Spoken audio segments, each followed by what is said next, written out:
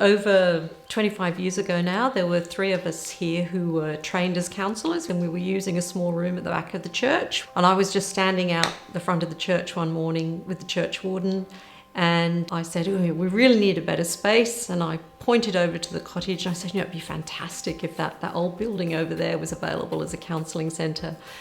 And he said, "Tonight we're voting as to whether we're going to demolish that building or not."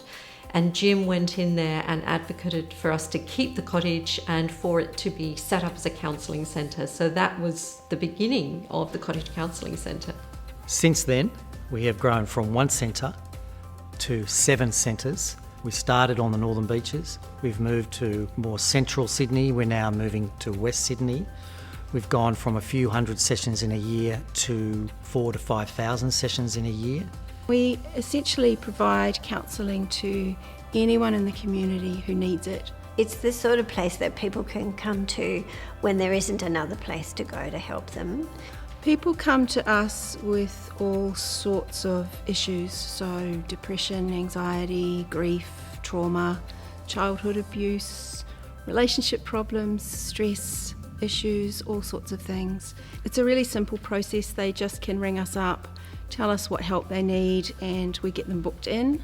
The cottage can really offer a very well-rounded service because we come from different backgrounds of learning and of education.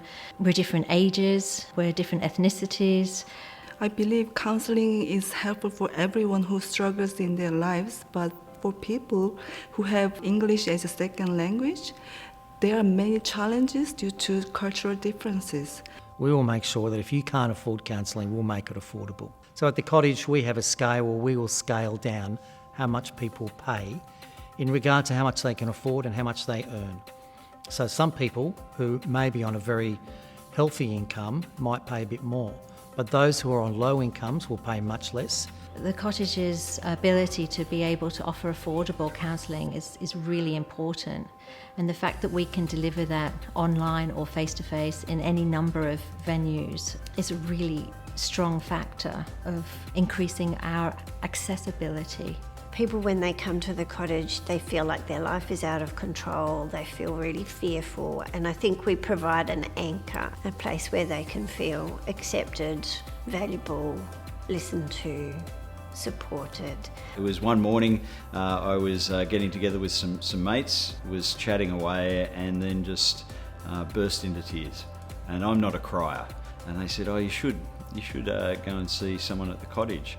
So I met with the counsellor and we unpacked a whole lot of stuff that I'd left unpacked. But look, the care I got at the cottage was great. Essentially, the counsellors are lifesavers. It's not just a business, it's more about really meeting people's needs and making sure that they can get quality counselling.